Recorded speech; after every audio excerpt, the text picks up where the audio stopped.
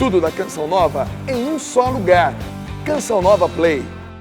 Que a paz do Senhor esteja no seu coração. É com muita alegria que estamos juntos para realizarmos o nosso estudo orante da Palavra de Deus.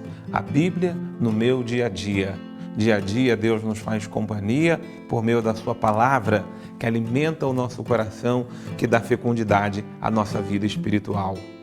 Por isso, Jesus, nós invocamos Teu nome santo, poderoso, grande. Nós invocamos a Tua presença no meio de nós, Senhor. Nós Te invocamos para que o Teu Espírito venha sobre nós, venha em nosso auxílio, venha em nosso socorro, venha, de fato, gerar em nós amor pela Tua Palavra. Porque só Tu, Senhor, tens palavra de vida eterna. E é com Tuas palavras, é da Tua palavra que nós queremos alimentar nossa vida. O nosso coração está sedento, nosso coração está seco, Senhor. O nosso coração está necessitado de uma palavra que dê fecundidade à nossa vida. Vinde em nosso auxílio, vinde em nosso socorro. Apressa-nos, Senhor, em nos trazer a Tua presença e nos dar a Tua bênção, a Tua graça e a Tua proteção. Senhor, eis-nos aqui, nós somos Teus servos. Dai-nos Tua bênção, em nome do Pai, e do Filho, e do Espírito Santo. Amém. Cada dia eu me encanto mais com a Palavra de Deus, porque cada vez que eu me defronto com a Palavra do Senhor, ela traz riquezas para a minha reflexão, para a minha meditação, para o meu crescimento espiritual. Por isso, no meu estudo, é importante que eu esteja sempre atento àquilo que Deus tem para me dizer. E aí, apenas uma dica no início do nosso estudo de hoje. Não pare nas contradições, nas dificuldades ou nos elementos que nós não compreendemos no nosso estudo da palavra. Aqui não é um estudo teológico, é um estudo espiritual. Então eu tenho que colher os frutos de espiritualidade que esse texto bíblico, que esse estudo bíblico traz para o meu coração. Por isso que esse ambiente de oração, ele é muito importante para que o estudo ele seja fecundo, para que o estudo seja realmente eficaz na nossa vida. Abrindo então sua Bíblia no livro do Gênesis, capítulo 31. Todo o capítulo é 31 e apenas do capítulo 32, o primeiro versículo. Então, Gênesis 31, 1 até o 32, o versículo 1, porque esse último versículo é o fechamento dessa história. Estudando a história de Jacó, nós estamos vendo que Jacó já adquiriu suas terras e prosperou, porque soube cuidar muito bem das terras que lhe foram confiadas, ali nessa convivência com seu sogro, agora com muitos filhos, com suas duas esposas, com suas escravas, ele está ali cuidando. Mas o estudo de hoje, leia lá comigo o capítulo 31, Jacó ouviu os filhos de Labão dizerem: Jacó tomou tudo o que era de nosso pai e com isso construiu toda essa riqueza.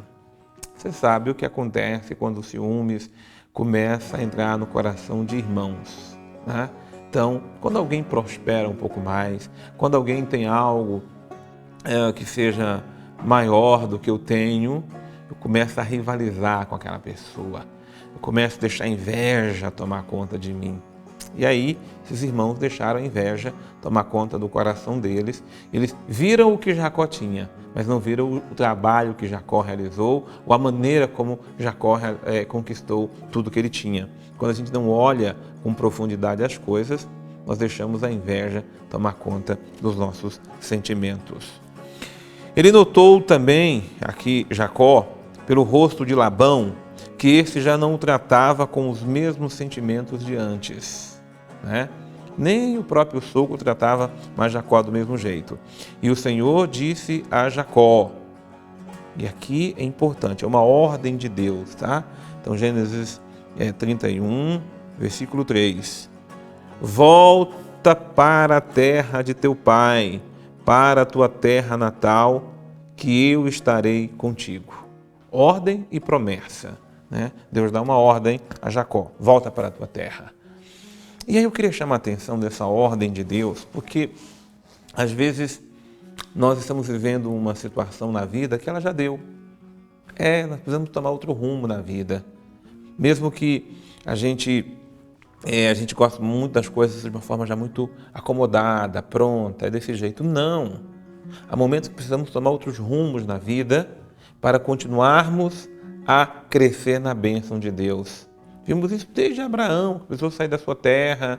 Vimos isso na história de Isaac e agora na história de Jacó. Ele estabeleceu, estava com tudo ali fecundo, mas os elementos negativos começaram a entrar, seu coração ficou inquieto. E onde é que nós buscamos respostas para as inquietações do nosso coração? No coração de Deus. E quando ele buscou resposta no coração de Deus, Deus então disse ao seu coração: sai da acomodação. Nós muitas vezes não queremos sair, queremos permanecer, queremos que Deus faça mágica. Não, a ordem de Deus é: volta para a tua terra, para a terra do teu pai, eu estarei contigo. Como? Como é que vai ser? Recomeçar de novo, tudo que tenho, tudo que adquiri aqui, está tudo mais fácil. Mas não vai lutar com o que não merece luta. Vai agora para o outro campo de batalha, porque lá eu estarei contigo. Então Jacó mandou chamar Raquel, mandou chamar Lia, nos diz o versículo 4, para que fossem ao campo onde estava o rebanho, e disse: eu noto no semblante do vosso pai, falando do seu sogro, né, que ele já não me trata com os mesmos sentimentos de antes. Mas o mais importante, esse princípio aqui que ele coloca no seu coração: mas o Deus de meu pai está comigo. O Deus do seu avô Abraão, o Deus do seu pai Isaac, é o Deus que está com ele. Ele tomou posse dessa presença de Deus. Mesmo que o teu pai, mesmo que o meu sogro não dê a mesma atenção, o mesmo amor de antes, o mais importante é que Deus está comigo. Nós muitas vezes ficamos muito tristes, né? Quando perdemos considerações humanas, quando pessoas que nos amavam já não amam mais do mesmo jeito, pessoas que nos tratavam bem já não nos tratam mais, mas não se esqueça que Deus está conosco. Deus está comigo, Deus está com você, e eu tomo posse dessa palavra de Deus para aquilo que eu esteja vivendo ou passando. Eu não posso perder essa convicção que Deus está comigo. Vós mesmos sabeis que servi vosso pai com todas as minhas forças e que ele me explorou, mudando 10 vezes o meu salário. E toda aquela situação humana, não foi uma situação assim humana tão razoável como a gente às vezes espera que fosse, né? Labão também explorou Jacó, mas Jacó soube relevar todas essas coisas e assim por diante. E ele procurou fazer o seu trabalho e chegou na situação que está. Mas dando atenção à voz de Deus, Jacó sabe que é preciso seguir adiante. Mas Raquel e Lia, aí eu vou lá para o versículo 14, Raquel e Lia responderam: não temos direito a um dote ou uma herança na casa do nosso pai? Acaso não nos trata como estrangeiras? Ele vendeu-nos e devorou nosso dinheiro. Não há dúvida, toda a riqueza que Deus tirou do nosso pai pertence a nós e aos nossos filhos. Faze já o que Deus te mandou. Então, são as próprias mulheres que estão apoiando Jacó. Jacó, siga adiante. Não vamos nos apegar nem ao nosso pai, porque nós queremos que a nossa família siga adiante. Jacó levantou-se, fez montar as mulheres, os filhos nos camelos, foi levando consigo todo o gado e tudo que havia adquirido em Padã-Arã, rumo à casa de seu pai Isaque, para a terra de Canaã. Então, o povo de Deus é sempre um povo em partida, né? É assim que se forma o povo do Senhor. E aí ele parte então rumo a Canaã para que ali comece novos tempos. Mas lá no versículo 22, olha só, 3 dias depois informaram a Labão que Jacó tinha fugido. Para não criar problemas, para não criar contendas, para não ser perseguido, para não ser contraditado, Jacó preferiu sair na surdina, escondido, né, levando seus filhos, levando suas mulheres, levando seus rebanhos, levando suas riquezas, partindo adiante. Mas ele levou consigo sua gente e foi perseguido durante 7 dias, até ser alcançado no Monte Galaade. Mas aqui é importante. Veja que quando Jacó esteve na casa de Labão, Jacó não esteve somente ele, Jacó esteve com Deus que com ele estava. Por isso Jacó levou Deus para a casa do seu sogro. E aí esse Deus interviu, porque agora, mesmo não sendo um homem totalmente de Deus, mas a grande riqueza que Jacó levou para a casa do seu sogro foi Deus. De noite, Deus apareceu em sonho a Labão, o arameu, e lhe disse: cuida de não fazer qualquer ameaça a Jacó. Cuida de não fazer ameaça a Jacó. Então, aquela pequena ou aquela presença de Deus que Labão tinha foi suficiente para ele escutar que ele não podia ameaçar e não podia fazer mal a Jacó. Seu coração, o coração de um sogro, está profundamente ferido, machucado, arrasado, lá com as suas razões certas ou não. Afinal de contas, ali está indo embora suas filhas, está indo embora seus netos, e depois ele tanto tempo também cuidou de Jacó. Como é que Jacó vai embora sem nem me dar satisfação, sem nem dizer tchau, adeus ou muito obrigado? Jacó tinha suas razões. O sogro Labão também tinha suas razões. Deus é aquele que vem dizer: olha, resolvam as coisas humanas, mas sem fazer o mal um ao outro, sem procurar fazer ameaças. Isto é o mais importante. E então, Labão segue adiante, vai atrás de Jacó, até poder encontrá-lo, e aí começa todo um diálogo, né? Que você vai ver entre Jacó e Labão, e você vai ver que Labão está cobrando os seus deuses que foram roubados. Porque Lia foi lá, pegou aquelas imagens dos deuses que Labão cultuava, mas Jacó não sabia disto. Então os dois vão começar a dialogar, e à medida em que Deus tirou o sentimento de vingança do coração de Labão, o diálogo pôde acontecer. Nós vamos ouvir agora o Padre Xavier falando ao nosso coração um pouco mais da hermenêutica desse nosso estudo de hoje, e eu vou voltar daqui a pouco com você, trazendo a bela mensagem que esse estudo de hoje traz ao nosso coração. Esse capítulo do Gênesis é bem interessante por mostrar algumas coisas que são, às vezes, normais na vida das pessoas, embora não estejam exatamente certas, né? Aqui nós temos Jacó que foge da casa de Labão, levando as suas filhas e levando ao mesmo tempo, que já são esposas dele, né? E levando ao mesmo tempo aqueles rebanhos e camelos que ele passou a ter direito por causa daquela manobra que ele fez de torná-los malhados, né? Labão, que com muita raiva do que acontece, quer ir atrás de Jacó e quer capturar Jacó para trazê-lo de volta, e é interrompido exatamente por Deus, que diz a Labão que não deve fazer. Labão vai então chegar até Jacó e vai inventar uma desculpa, né? Que na verdade queria se despedir dos seus netos, essas coisas todas aí. Mas o que nós vemos aqui de lição muito importante é assim: quando alguém falta com a justiça com o outro, como Labão fez com Jacó, termina por induzir aquela pessoa a também faltar com a justiça com aquele que é o primeiro. E é o que Jacó acaba buscando fazer. Claro que aqui a posição de Jacó é sempre colocada em uma evidência maior, porque ele é aquele que é o portador da promessa. Por isso é Deus quem o protege, inclusive, e ele deve retornar à terra prometida, deve retornar com a sua família e com os bens que agora possui.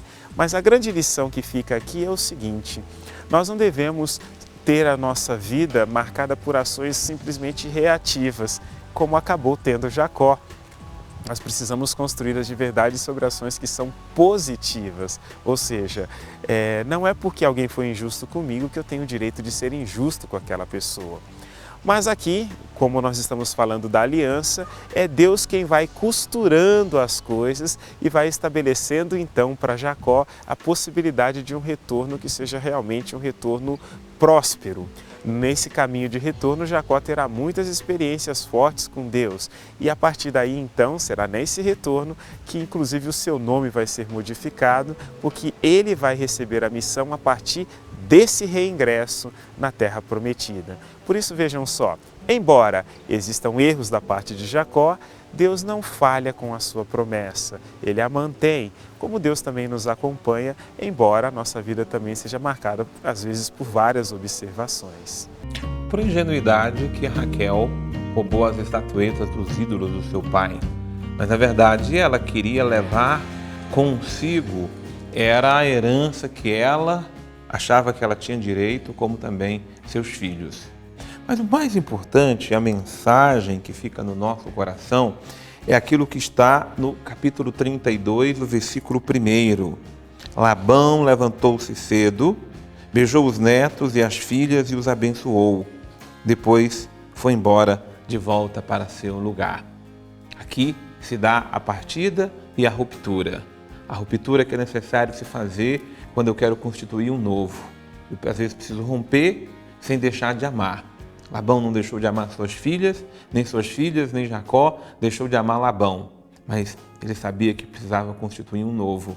E conseguiram, com o Espírito do Senhor, fazer isso na paz. Nem sempre, às vezes, as relações familiares, as discordâncias, consegue-se chegar a um acordo com a paz. Por isso que Deus precisa estar conduzindo as nossas relações familiares, nossas relações com os nossos parentes, que nem sempre são pacíficas. É por isso que eu quero invocar o Senhor nosso Deus, pedindo a Ele que nos dê sua bênção, nos dê sua graça, nos dê sua proteção, pedindo que dê muita paz. Paz às nossas casas, paz às nossas famílias, paz aos nossos lares, para que possamos no Senhor encontrar o sentido da reconciliação, mesmo em meio a tantas tensões e dificuldades que as famílias possam viver ou passar. Que Deus nos dê sua bênção, em nome do Pai, e do Filho e do Espírito Santo. Amém. Continue firme no estudo da Palavra de Deus, porque a Palavra de Deus é que traz luz, paz e direção para a nossa vida. Deus abençoe você.